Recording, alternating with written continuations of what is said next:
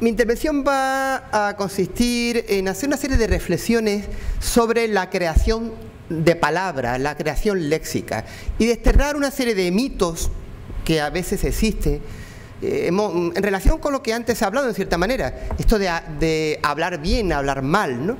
Pues bien, con los neologismos, con las palabras nuevas, también hay ciertos estereotipos.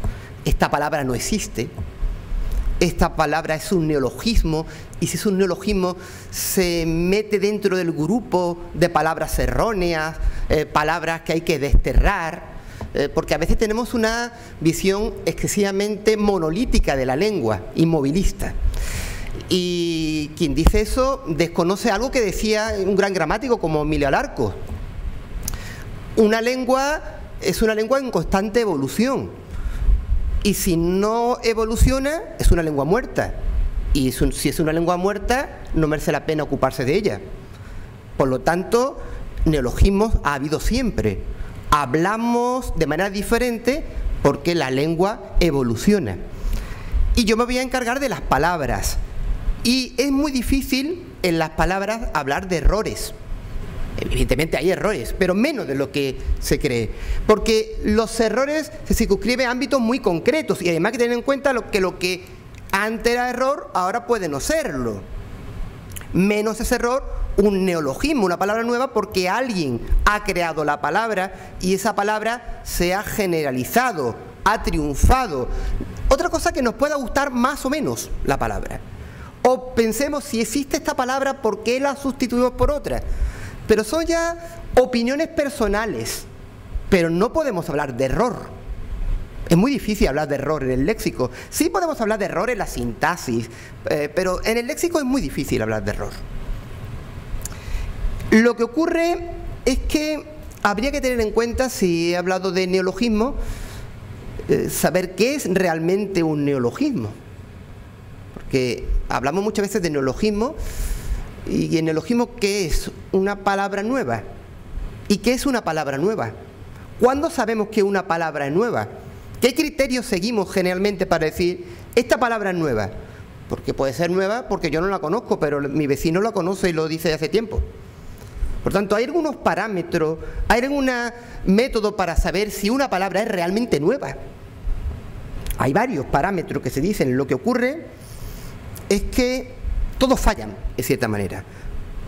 Por ejemplo, se ha hablado de un parámetro evolutivo, diacrónico, que decimos los lingüistas. Es decir, una palabra nueva si ha aparecido en un momento reciente de la lengua, de la historia de la lengua. El problema radica, siguiendo este parámetro, esta perspectiva, es cuándo sabemos exactamente cuándo aparece una palabra. ¿Cuándo la documentamos exactamente? Porque hay algo que es obvio, y es que muchas veces las palabras se crean en el discurso oral cuando hablamos, y solo con el tiempo pasan a escribirse. Y muchas veces le damos mucha importancia a lo escrito por encima de lo oral, porque lo escrito tiene prestigio.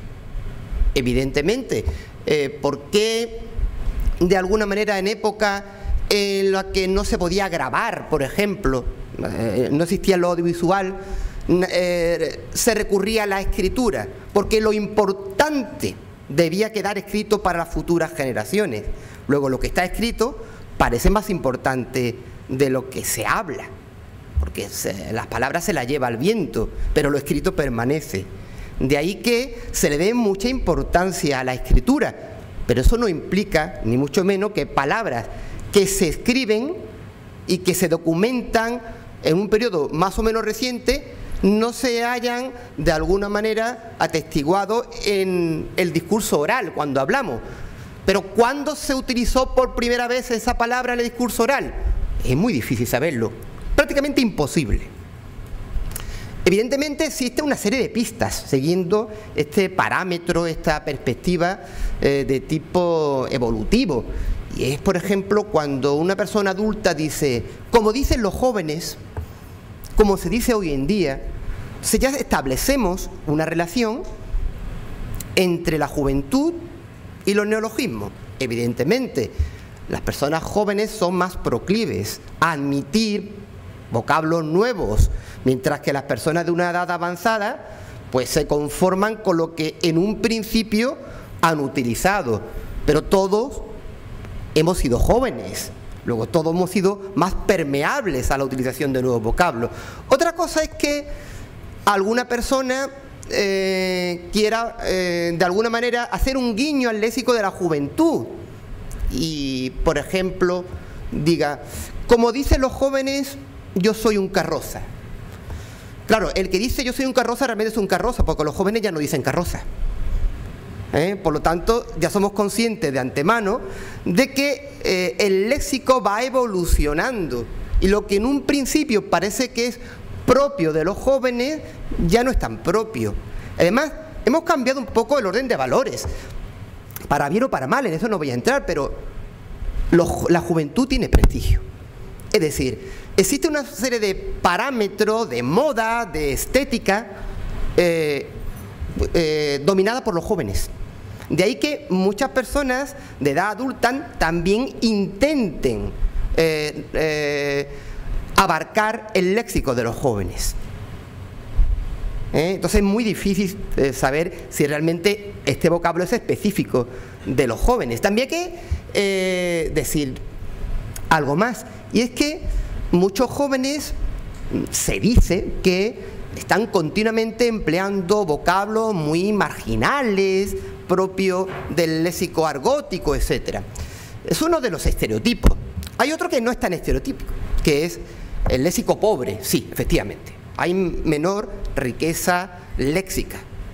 Pero que los jóvenes siempre utilicen los mismos vocablos depende del nivel cultural, del ámbito en el que se mueva, etcétera, porque hay estudios recientes hechos por profesores de la Universidad de Alicante, por ejemplo, que demuestran que los jóvenes utilizan menos palabras que las que parece que utilizan sistemáticamente y que reflejan muchas veces en series de televisión donde todos los jóvenes hablan de la misma manera, utilizando una serie de vocablos muy característicos.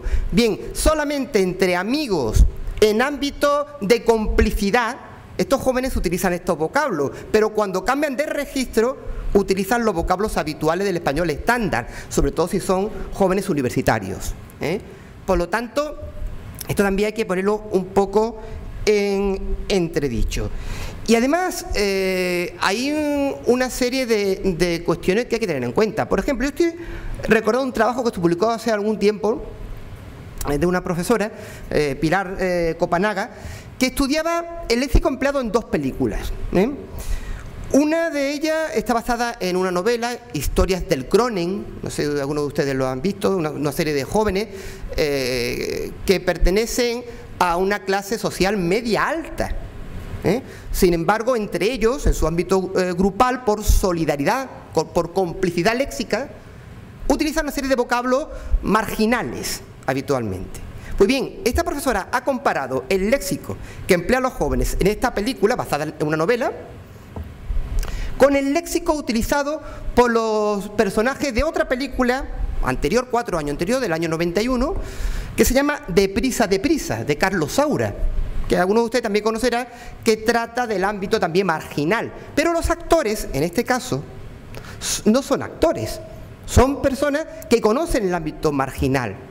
Incluso algunos de ellos han sido delincuentes. Pues bien, el léxico empleado es prácticamente el mismo entre estos jóvenes pertenecientes a una clase social media alta y el léxico empleado entre estos marginales. Pero, ¿qué ocurre cuando estos jóvenes que estudian en la universidad tienen que exponer un trabajo en público? Cambian, son capaces de cambiar de registro, cosa que no ocurre con una persona marginal. Porque hay que tener en cuenta que el hablante culto es el que es capaz de adaptarse a cada circunstancia comunicativa, capaz de cambiar de registro, no el que emplea palabras más o menos cultas en todos los ámbitos, o más palabras peores vistas en unos ámbitos determinados. Todo eso que hay que tenerlo en cuenta. Y también es cierto que todas estas palabras llamadas marginales pasan de moda muy rápidamente. Además, por naturaleza hay muchos diccionarios de términos argóticos.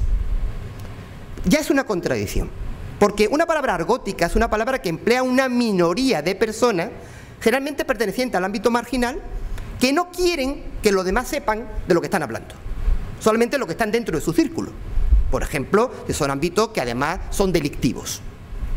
Pues bien, si estos vocablos argóticos pasan a un diccionario, han perdido su carácter argótico, dejan de ser argóticos, se han vuelto palabras anticuadas, porque todo el mundo la conoce, y si todo el mundo conoce la palabra, ha perdido su valor críptico, su valor restringido, y por tanto, ¿qué es lo que hace el hablante marginal? Emplear otro vocablo, crear otro vocablo para volver a ser entendido entre su ámbito más restringido. Sin embargo, el joven que no pertenece a ese ámbito marginal, lo que hace es tomar algunos de estos vocablos marginales y llevarlos a su terreno, pero no tienen la necesidad de no ser entendido, porque no es una persona marginal, solamente que habla con sus compañeros, con sus amigos, como una especie de solidaridad grupal, nada más. Por tanto, que una palabra suena marginal no significa que necesariamente sea un neologismo. Incluso cuando está en un diccionario, deja de ser una palabra marginal, porque ha pasado a la lengua escrita y se emplea con frecuencia en la lengua escrita. Y luego veremos algunos ejemplos al respecto. Este es uno de los criterios para saber si una palabra es un neologismo, y sabemos que falla este criterio, tenemos que acudir a otro más. Por ejemplo, se dice, una palabra es neológica, una palabra es un neologismo, cuando es inestable, es decir, una vez se escribe de una manera, otra vez se escribe de otra, una vez significa una cosa, otra vez significa otra, y está así que no se estabiliza. Eso sí, eso nos puede ayudar a saber que una palabra es neológica, pero no siempre es así. Hay palabras que se escriben de dos maneras diferentes y nadie tiene sentido de que sea una palabra nueva, sobre todo los extranjerismos. Pensemos en el whisky, con su G, su U y su diéresis, su Q, y el whisky con W. La academia prefiere uno, pero la gente prefiere otro. Los dos están admitidos. ¿Qué es lo que ocurre? Hay preferencia, muchas veces de prestigio. Un alumno me dijo, eso es cierto, que el whisky con G y con diéresis parece de garrafón. ¿Por qué? Porque tiene un valor claramente connotativo nada más. Parece que le damos cierta pleitesía a los foráneos o a lo que tiene aspecto de extranjero, evidentemente. Pero eso es algo propio de cada hablante. Tanto una opción como otra son válidas, evidentemente. En una se respeta la grafía originaria del idioma, totalmente válido, evidentemente. En otra se adapta, como ha ocurrido a lo largo de la historia de la lengua, a las peculiaridades fonéticas o gráficas de nuestro idioma.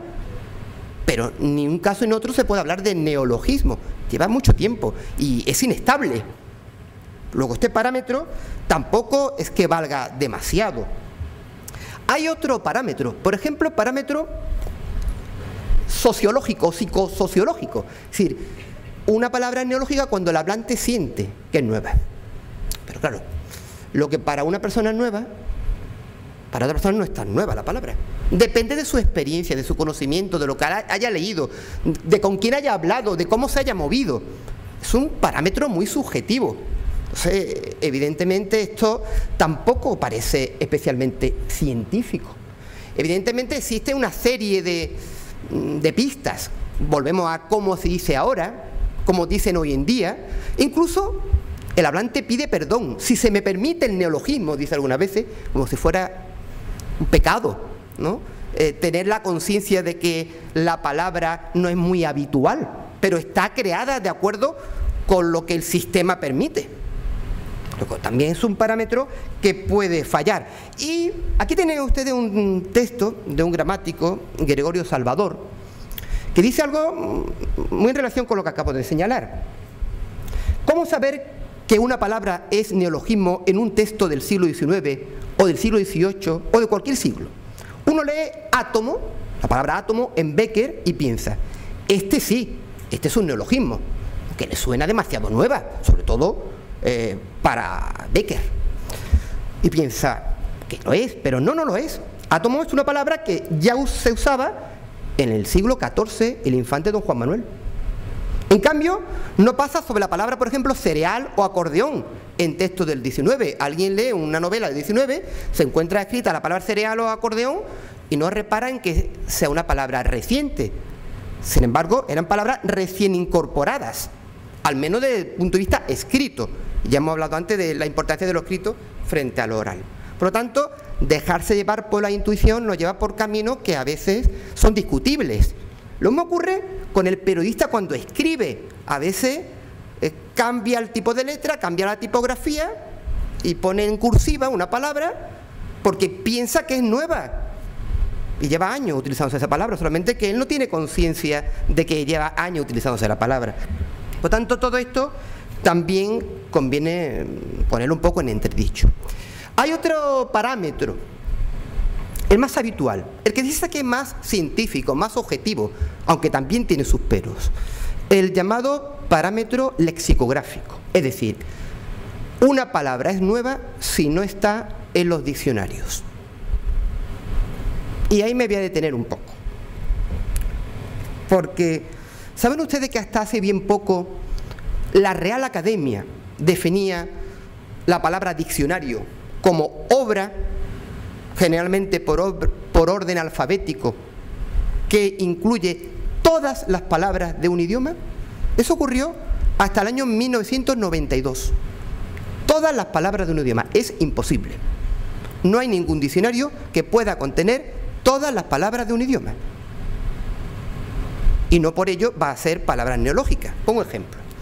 Si yo digo que estoy contento, puedo decir que estoy contentísimo, o puedo seguir una tendencia más o menos nueva de decir estoy súper, ultra, mega, archi contento, como se dice hoy en día con mayor frecuencia. Pero súper contento es un neologismo. En principio no. Sin embargo, no está en el diccionario. ¿Por qué? Porque si nosotros pusiéramos todos los adjetivos con su súper correspondiente número de páginas del diccionario, se ampliaría cada vez más. Y eso no implica que sean neologismos. Implica, sencillamente, que existe una regla no escrita que hace que palabras fácilmente deducibles se pueden entender como generalizadas, aunque no vengan en el diccionario. Basta con que en el diccionario venga súper por un lado y contento por otro. Esto no implica que no tenga sus problemas. Por ejemplo, los adverbios en mente. Yo puedo decir de útil, útilmente. Luego, útilmente no tendría por qué estar en un diccionario porque es fácilmente deducible. Pero claro, si eliminamos todos los adverbios en mente, eso nos daría pie a pensar, ¿es posible hacer las cosas tranquilamente? Sí. Pero ¿hacer las cosas borrachamente? No. Entonces, ahí es donde están los problemas. ¿Por qué? Porque hay una serie de formas en mente que la gente generaliza y otras que todavía no están generalizadas. Podemos hacer las cosas cristianamente, pero no musulmanamente. ¿Y por qué no? Porque no se ha generalizado. Entonces, claro, evidentemente esto tiene sus problemas. Cuando antes dije que un diccionario no puede contener todas las palabras de una lengua, también no solamente me refería a las palabras prefijadas y sufijadas, etcétera, sino a las palabras muy técnicas o palabras que pertenecen a una localidad muy restringida, como algunas de las que se acaba de ver anteriormente. ¿Eso significa que esas palabras, porque no vienen en el diccionario de la Academia, son neológicas? Pues si alguna de estas palabras incluso han desaparecido, si lo emplean personas de un pueblo determinado y personas de una edad avanzada, nunca llegarán a formar parte de un diccionario general como la Academia, si acaso en vocabularios específicos. Por tanto, no pueden ser neologismos. Lo único que pasa es que se ha generalizado la idea de que el diccionario es un libro sabio que lo contiene todo, que nunca se equivoca. Incluso las personas dicen, esta palabra no existe. Y se pelea. Esta palabra no existe. Fíjate cómo no viene en el diccionario. No existe. Pero ¿cómo no va a existir si la estoy diciendo? La palabra existe. Otra cosa es que el lexicógrafo, el que hace el diccionario, no se ha encontrado la palabra, no se la ha encontrado escrita, no tiene suficientemente documentación escrita, por las razones que sea. Pero significa que la palabra no exista. Me estoy acordando de un autor que yo reivindico mucho, aunque es poco conocido, aunque es andaluz, José María Sbarbi, llamado el padre de los refranes, porque se dedicaba a recopilar refranes. Pues bien, José María Sbarbi era sacerdote, pero estaba muy interesado por las cuestiones estas lingüísticas, y él siempre quiso entrar en la academia. Pero tenía mal humor el hombre y se la gastaba duras, porque le tenía mucha manía a un novelista muy conocido, Juan Valera, el escritor de Pepita Jiménez, y escribió una novela, perdón, un estudio, mejor dicho, sobre Pepita Jiménez, Barbie, que la llamó Un plato de garrafales. O sea, error garrafal, colocación.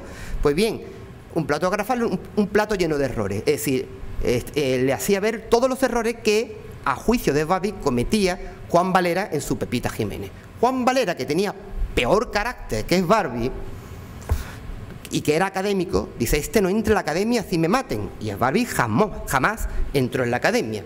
En venganza, Barbie escribió una novela llamada Doña Lucía, que recuerda a Doña Luz, otra novela de Valera. Y crea el personaje de Doña Lucía. Y Doña Lucía era una rica mujer que no había conocido otro amor en su vida que el diccionario de la Real Academia. Es toda una metáfora. Estaba completamente enamorada del diccionario de la Academia. Pensaba que era el diccionario perfecto, el código civil que tenía que utilizar el hablante. Y los eruditos del pueblo, en esta época, pues, como el tópico del sacerdote, el médico y el maestro, le hacían ver a Doña Lucía que la Academia no era perfecta. Entonces todo el libro es una especie de disquisición sobre los errores que contiene la Academia. Por ejemplo, le decía a Doña Lucía: esta palabra usted la emplea, ¿verdad? Sí, sí, pues verá que no viene en la Academia. La comprobaba Doña Lucía y se ponía mala durante 3 días con fiebre. O esta palabra que ya nadie la usa, ¿verdad? Decía Doña Lucía: no, esta palabra ya nadie la usa, pues verá cómo está en la Academia y no tiene ni siquiera la marca anticuada. Otra enfermedad cogía Doña Lucía, hasta que un día muere de desengaño lexicográfico. Por lo tanto, incluso le pone una placa a la entrada del pueblo: aquí muere Doña Lucía, que no le llevó a la tumba un mal de amores, sino un mal de diccionarios. De esta manera, lo que intentaba Barbie es dar a conocer que los diccionarios no son perfectos. Un diccionario no puede ser perfecto porque la palabra perfecto, etimológicamente, implica terminado, y la lengua no es tan terminada. Luego, este parámetro lexicográfico tampoco nos vale especialmente. Hay algunas citas, y una que a mí me gusta mucho es la del padre Feijó, otro sacerdote. A los sacerdotes les gustaba mucho la lengua.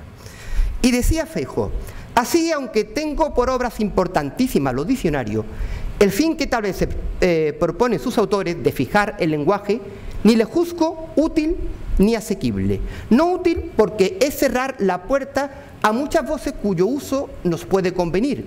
No asequible porque apenas hay escritor de pluma algo suelta que se proponga contenerla dentro de los términos del diccionario. No se hizo hasta ahora, para ninguna lengua, diccionario que comprendiese todas las voces autorizadas por el uso. Ya lo decía Feijó en el siglo XVIII. Pero todavía se sigue, evidentemente, con este tópico de que lo que no está en la Academia no existe. Evidentemente, aquí lo que ocurre es que se ven unas varas de medir diferentes. Tengo esta la y media, ¿no? Más o menos. Varas de medir diferentes. Por ejemplo, alguien puso un ejemplo que me gusta mucho, y es lo siguiente. Pensemos en un botánico que anda por el campo y ve una planta y dice: anda, esta planta yo no la he visto nunca. Lo consulta en sus libros y no está catalogada. ¿Eso significa que la planta no existe? Pues sí, la tengo yo ante mis ojos y no se parece a ninguna otra. ¿Por qué esa vara de medir no la hacemos con las palabras? Si no está catalogada, la palabra no existe. Es un error. No es así. Solamente que no se la ha encontrado el lexicógrafo, como el botánico puede no haberse encontrado la planta en su paseo por el bosque. Son cosas distintas. Hay muchos casos de documentación de palabras que podríamos poner un poco en entredicho. Me salto algunas cosas, pero vamos a poner unos ejemplos. Vamos a ver. Saben ustedes que dentro de poco, dentro de un mes y algo, sale una nueva edición de la Real Academia, la 23ª edición, que incorporará muchos vocablos, que no necesariamente eran neologismos, porque lleva años diciéndose. Pero pensemos lo que la Academia hizo en el año 2001. En el año 2001 la Academia utiliza o incluye muchos vocablos hasta el momento no registrados. No registrados en su edición anterior, la del año 1992. Si en el 2001 incluye muchas palabras no recogidas en la edición anterior, significa que son palabras neológicas. Es decir, que hasta 2001 no existían, no la decía nadie. No es así. Pensemos una pequeña lista de palabras que la Academia, por vez primera, incluye en el 2001. Cantaor, bailaor. Uno puede pensar, bueno, es que es muy local, es que todo el mundo sabe que no es un cantante que un cantaor. Pero pensemos en la palabra chope. Hasta 2001, chope no está en el diccionario. Es que antes la gente no se comía bocadillo de chope. Eso es un neologismo. Claro, existe una cosa, y es que es obvio que la Academia en un primer momento le daba especial importancia al ámbito literario. Es decir, aquello que estaba recogido en obras literarias se consideraba de prestigio. De hecho, el primer diccionario de la Academia se llamaba Diccionario de Autoridades, que incluía palabras autorizadas por escritores de prestigio.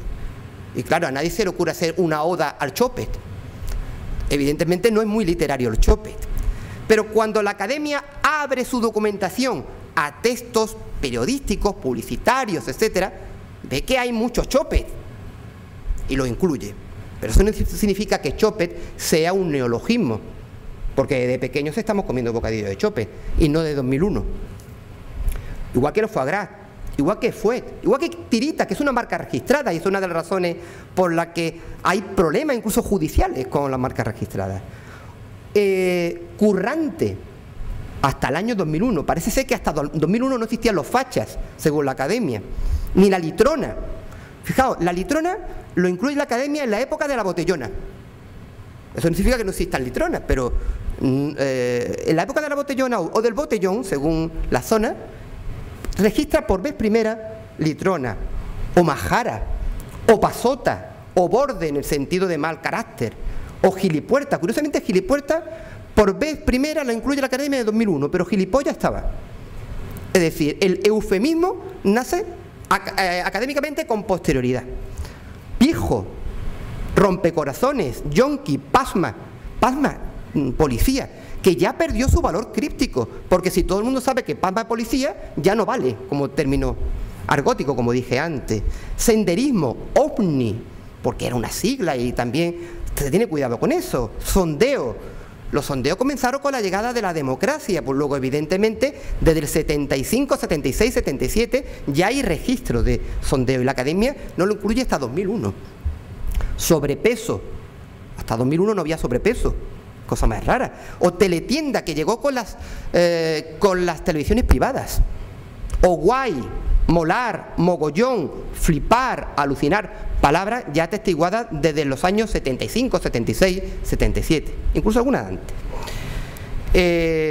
Incluso hay palabras, no está aquí, pero recuerdo la palabra mambo. Hasta el 2001, mejor dicho, la Academia no incluye la palabra mambo. Recuerdo una crónica sobre este diccionario que decía alguien con mala idea, es que claro, los académicos son tan viejos que tienen problemas de artrosis y no bailan mucho.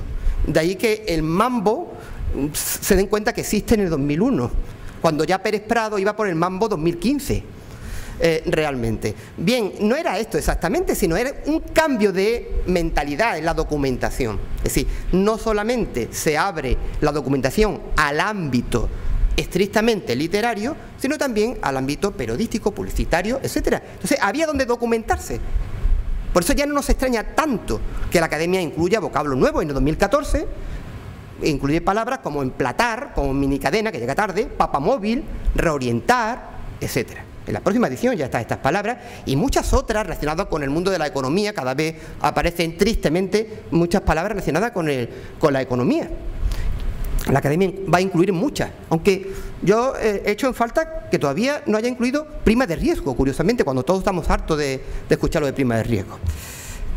Hay otra serie de diccionarios que son llamados estrictamente diccionarios de neologismo, y ya no tiene esa idea de la academia muy seria y muy rigurosa, sino todo aquello que encuentra en un texto periodístico, el autor del diccionario lo introduce.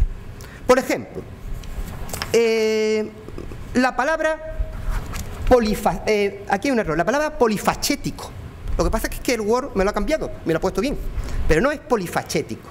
La palabra polifacético no podrá estar nunca, evidentemente, en un diccionario académico, porque es una flor de un día, una palabra que aparece y desaparece, lo que podemos llamar un ápax, una palabra que aparece una sola vez.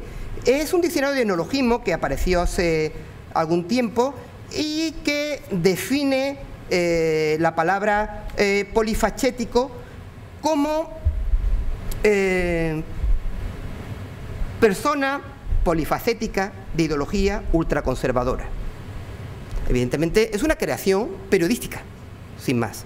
No está a la misma altura que las palabras antes señaladas, no están suficientemente generalizadas. O la palabra alegraesposas, también recogida en este diccionario de neologismo, que nunca va a incluirse en la Real Academia. ¿Cómo se define esta palabra por contextos periodísticos? Alegraesposas: hombre que flirtea o mantiene relaciones amorosas con mujeres casadas cuando el marido de estas ha salido de viaje. Y así define alegraesposas. O palabra como obrero, partidario de mantener la palabra obrero, pero obrerista, obrero, en el nombre del Partido Socialista Obrero Español. Fuera de contexto, la palabra obrero, obrerista, mejor dicho, no tendría este sentido. Me voy a saltar algunos ejemplos más y me voy a centrar en algunas cosas. Por ejemplo, hay un diccionario que acaba de salir que se llama María Moliner, Neologismo del Español Actual. Hago un inciso: María Moliner. Sabemos que María Moliner está muerta, solamente que es que la editorial se ha aprovechado del prestigio de María Moliner y ha elaborado nuevas ediciones, pero basadas en ese diccionario. Y ha creado recientemente un diccionario de neologismo que se llama María Moliner, Neologismo del Español Actual, e incluye vocablos como nini, ni estudia ni trabaja, el perro flauta, que estamos hartos de oír, trending topic, scratch, palabras que hasta ahora la academia no ha incluido.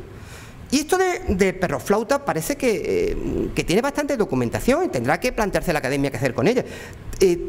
Tanta importancia tiene y tanta frecuencia y tan disperso es que se emplea en diferentes medios que ya tenemos la palabra yayoflauta. Los jubilados que protestan contra los recortes en sanidad, educación y servicios sociales, entre los servicios públicos, y tienen ustedes aquí un ejemplo extraído del diario El Mundo.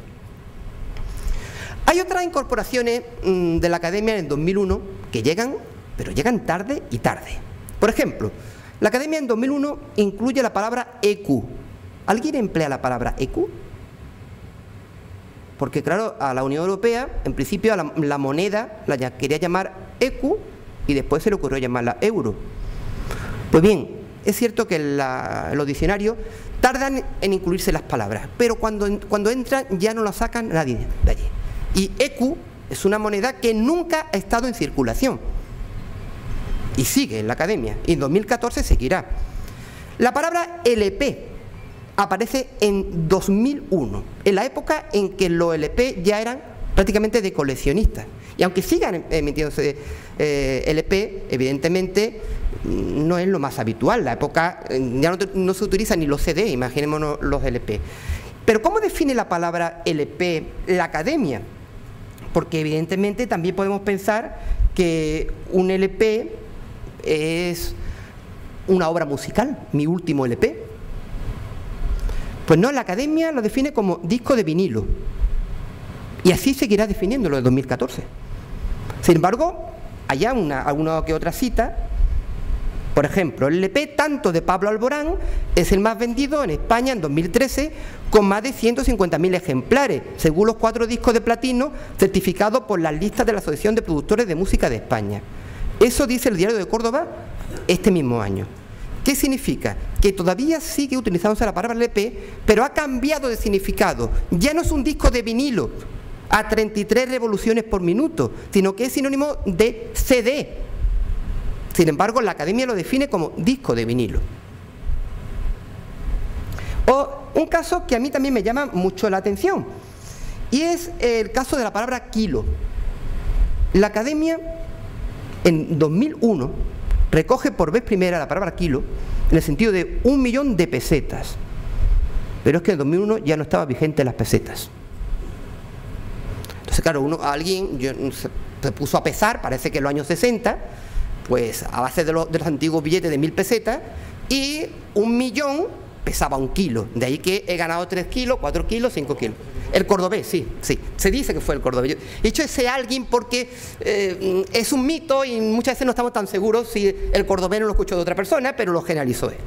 Bien, realmente cuando una persona... yo tenía un alumno, Erasmo, que me dijo que cuando escuchó que un jugador lo habían fichado por 3 kilos, lo buscó en la Academia, dice que mal pagan a los jugadores españoles.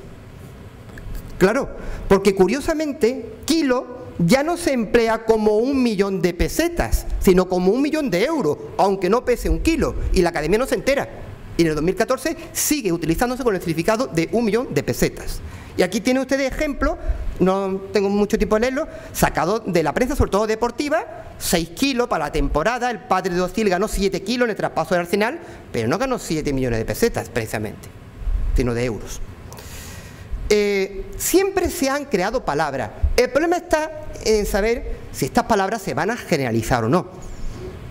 Lo que se generaliza pasa al diccionario, lo que no se queda, pues esa flor de un día a la que antes hice alusión. Pero no es nuevo y no hay que rechazarlo, es expresividad. Quevedo era un gran inventor de palabras. Un verso satírico de Quevedo decía: y viendo que mi desgracia no dio lugar a que fuera como otros tu pretendiente, vine a ser tu pretemuela. Pero lo creó en un momento determinado. Pretendiente, pretemuela. Sabía que no se iba a generalizar, pero fijaos, la Academia le daba tanta importancia a lo escrito que en el diccionario de autoridades, la primera edición, no incluye pretemuela, pero sí incluye palabras que solamente han aparecido una vez en la literatura. Por ejemplo, Quevedo, adanismo.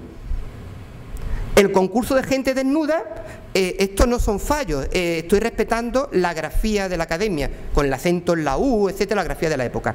Mayormente cuando concurre de uno y otro sexo, es voz voluntaria. O adonicida, una palabra también nueva para la época, epíteto que se da a Marte por haber muerto a Adonis, de Adonis, adonicida. O piojicida, que lo creó Calderón, el que mata piojos. Pero solamente lo empleó Calderón. Sin embargo, pasó al diccionario, por esa importancia que se le dio a lo escrito. En la segunda edición del diccionario, pues se eliminaron estas palabras, porque se dio cuenta la Academia de que eran flor de un día. Y la literatura está llena de creaciones. A mí una de las que más me gusta es una de Luis Martín Santos, el autor de Tiempo de Silencio. No sé si lo han leído. Hay una palabra que me gusta mucho, que él emplea en un texto, que es churumbeliportantes faraonas. Lo creó y no se ha vuelto a utilizar. ¿Quién puede ser una churumbeliportante faraona? Pues una gitana que llevaba a su niño a cuesta. O Ramón Nieto, un autor poco conocido, en la época sí era conocido, en los años 60, ya no tanto, que empleó la palabra arruhipotecado. Estoy arruhipotecado. Palabra que a lo mejor habría que poner de nuevo de moda. Tirso de Molina creó la palabra laquipaje, de lacayo más paje. Torres Naharro, un dramaturgo del 16, creó la palabra necenciado, el licenciado necio, tonto. Unamuno, que él decía que no escribía novelas sino ni bolas, o le gustaba jugar con el lenguaje, creó la palabra aplicablecer, es decir, aplicar y establecer a la vez. O Vicente Huidobro, que hablaba de la muervida, la vida y la muerte juntas. Forges es un gran creador del lenguaje. Faciesinos, sangrómanos, doloradictos, humanicidas. Se está creando continuamente. Pero también se crea, evidentemente, en la prensa, en las columnas. Generalmente los columnistas de una y otra ideología, y ustedes van a ver que he tenido mucho cuidado en coger ideologías distintas, para no herir susceptibilidades, pues crean palabras continuamente, o han creado palabras continuamente, palabras que son ellos conscientes de que son también flor de un día, pero es expresividad. Por ejemplo, Jaime Capmany, o Jiménez Los Santos, o otros muchos de diferentes ideologías. Jiménez Los Santos, por un ejemplo, es un gran creador del lenguaje, uno le gustará más, otro le gustará menos, pero la palabra maricomplejines es una palabra bastante expresiva, que ha llegado incluso a ser utilizada por otros columnistas, incluso de ideología completamente distinta, como el texto que hay después, pero que no tenemos tiempo de comentar. Se hablan de los sorayos y los maricomplejines. Sorayos de Soraya Sáenz de Santa María. Jaime Capmany decía, hace ya tiempo porque murió, este Jesús Caldera es cataplínico, de catapline, de estoy hasta los cataplines. Y dice, si usted no saca la significación de la palabreja, por sentido del idioma, es inútil acudir al diccionario, pero conste que me invento la expresión por no usar una palabrota. No lo encontrará nunca en el diccionario, pero todos sabemos lo que significa. Hay muchos otros casos, por ejemplo, del país, fascistoide. Oide, etimológicamente tiene el valor de parecido a, que se parece a algo, pero un fascistoide no es que se parezca a algo, es peor. Es igual que la palabra, el diminutivo illo, ¿qué es peor, un chulo o un chulillo? Pues un chulillo. Porque si por lo menos fuera un chulo, pero es que no llega ni a la categoría de chulo. Eso acude con fascistoide con mucha frecuencia. Es decir, se empeora lo dicho por el vocablo. O zapaterada, que es similar a casos como azo, decretazo, medicamentazo, etcétera, con un valor también claramente peyorativo. O aznarear, que emplea otro columnista. Ear que tiene un valor reiterativo, pero fijaos, cuando alguien utiliza un nombre propio, siempre se reitera lo peor de esa persona. Si una persona se llama Miguel, decimos Miguel ya está migueleando, no pensamos en lo bueno que hace Miguel, sino en lo malo que siempre hace Miguel. Por lo tanto, y sin embargo no lo encontraremos nunca en el diccionario. Hay, como digo, muchos casos. La palabra derechona se la inventó Francisco Umbral, con un valor peyorativo, o sea, una derecha que decía cavernícola, etcétera, y que ha trascendido, que ha tenido éxito y que se empleó con posterioridad en otros muchos columnistas. Por ejemplo, si tengo aquí una cita de Umbral de 2003, también encuentro otra de otro columnista en ABC Canarias de 2013. Fijaos, ha durado años y sigue durando. Sin embargo, para contrarrestar, Luis María Anzón se inventó izquierdona. Sin embargo, no tuvo esa repercusión. La lengua es así.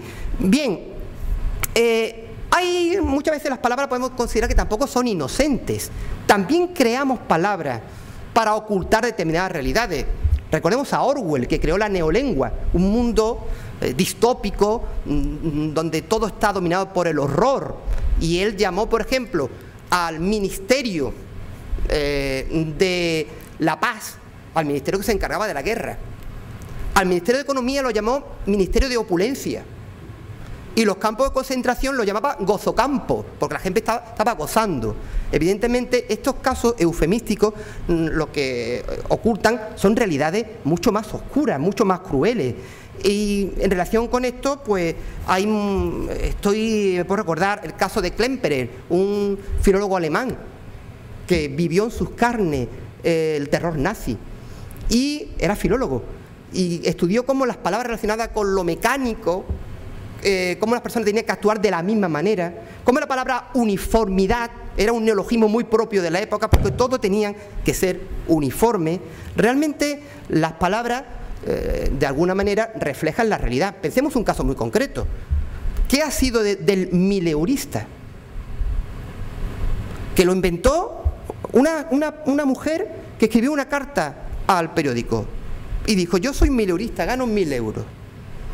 Se puso de moda, pero es que ahora no hablamos de mileuristas, sino de 600 euristas, porque el que gana 1000 euros es un ser raro. sobre todo un joven.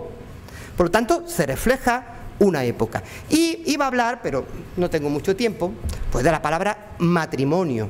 La Academia ya incluye la palabra matrimonio, y incluye la palabra matrimonio extendiendo el significado etimológico a algo que viene dado por una ley. Es decir, las palabras van cambiando de significado, las palabras extienden su significado. Eso también es creación, evidentemente. Todos creamos, y voy a acabar exclusivamente con una cita de uno de mis poetas favoritos, por eso quería compartirlo con ustedes, Salinas, Pedro Salinas. Y Pedro Salinas, aparte de escribir poesía, escribió prosa, y escribió un libro que se llamaba El Defensor, y él defendía el lenguaje y defendía la creación.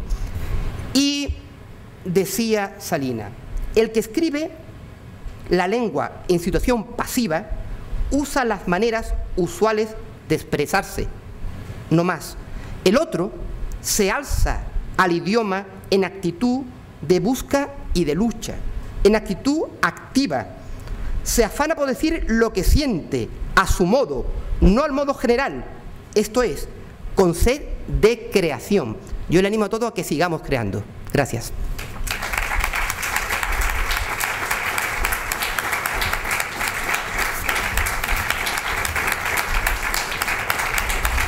Por esta precisa conferencia que sobre todo nos ha dado definición de las palabras. Y entonces yo el otro día, mirando algo suyo en internet, pues vi un artículo muy bonito sobre viejo, anciano y vetusto, para demostrarnos que las palabras cambian, claro. Por ejemplo, lo que se consideraba viejo, a una persona se le llama viejo, por lo visto en los años 80 y tanto, ya en el 90 y tanto, pues ya no es con 60 años, ya pasa a los 70 años. Y yo, que me aproximo ya a los 70 años, tengo esperanza de que me lo digan más tarde. O sea que puede cambiar perfectamente la palabra, ¿no? Puede parecer la palabra. Sí. Otra cosa es que tengamos también una tendencia a lo políticamente correcto. Y los viejos ya no son viejos, son ancianos. De anciano a tercera edad. Y de tercera edad, pues en frase avanzada de aprendizaje. Es decir, realmente creamos continuamente voces eufemísticas porque lo normal pasa a ser de repente difemístico, peyorativo. Eso cambia, evidentemente, pero está muy unido. Evidentemente, la palabra se adecua a la realidad. Y no sé, una vez leí una revista científica que biológicamente todos somos 10 años más jóvenes, lo cual me dio un alegrón ese día tremendo. Por lo tanto, la palabra viejo se tiene que adecuar a la necesidad, evidentemente. ¿Hay alguna pregunta para el doctor? Sí. Dime, Julián.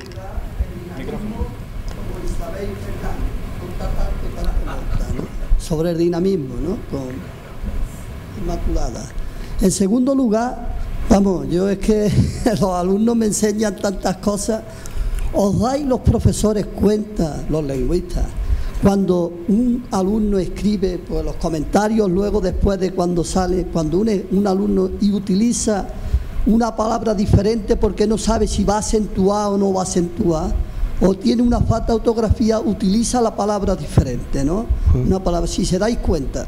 Había un profesor en filología, no sé si lo conocíais, Díaz Tejera, Alberto Díaz Tejera, yo no sé si llegaron ustedes a conocerlo, aunque lleva allí muchos años, que resulta de que escogía y me decía a mí: Julián, vigílame este examen, yo me voy a tomar café.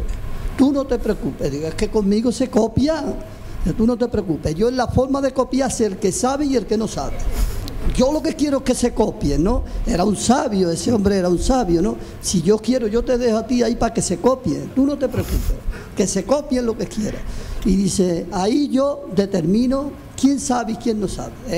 Le daba cuando un profesor decía, por ejemplo, una selectividad, y llegaban profesores, como ustedes saben, de varios, por favor, era director de la selectividad o presidente, y decía, por favor, si se copian los alumnos, por favor dejadlo, dejadlo, porque es que en un día no podemos que los alumnos eliminarlos en un día o en un rato con tantos nervios. ¿Se dan ustedes cuenta cuando utiliza otra palabra el alumno a la hora de escribir porque no sabe si lleva acento o no lleva? Claro, o tiene una con muchísima frecuencia. Y da unas paráfrasis tremendas.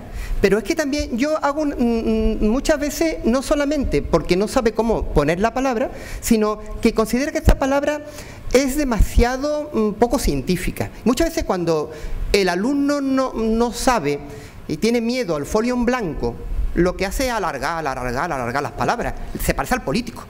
El político utiliza una serie de palabras, los llamados archisílabos, porque como lo que está diciendo es tan cotidiano, tan normal, pues viste de pseudocientífico algo que es cotidiano y tiene mucho miedo y por eso alarga las palabras.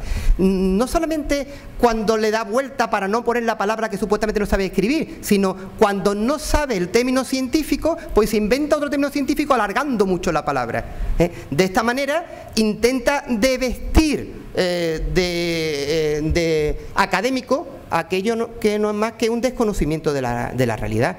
Nos damos cuenta tanto por cuando no saben escribir la palabra adecuadamente o cuando no saben qué decir y tienen miedo al folio en blanco. Y ese miedo da lugar a todas estas palabras tan grandilocuentes que se utilizan mucho en los exámenes. Porque ese es el problema que tienen los americanos. Cuando una palabra se le llaman varios nombres, ellos tienen muchas dificultades en aprender la lengua nuestra, aunque es la más parecida de aquí de Andalucía a Sudamérica, ¿no? Sí. Hablamos más parecido porque ellos el castellano correcto tienen también muchos problemas. Aquí ellos prefieren la lengua de aquí de Andalucía porque de cara a dar clases en Estados Unidos utilizan la lengua andaluza porque es más parecida a la lengua. Claro, y además la mayor parte de los profesores que han tenido son profesores de Hispanoamérica, que le han enseñado español en Estados Unidos, por ejemplo. De ahí que esa modalidad la tengan más o menos recogida, hasta tal punto que cuando tienen que exponerme en clase algo, utilizan vocablos que no se dicen en España, sino que ellos han aprendido en Hispanoamérica y se creen que se utilizan en España. Manuel Álvarez utilizaba mucho la palabra cura, sí, que no era la mujer del cura a los americanos. Sí, efectivamente. Dentro de la lengua. Muchas gracias, José Manuel. Gracias.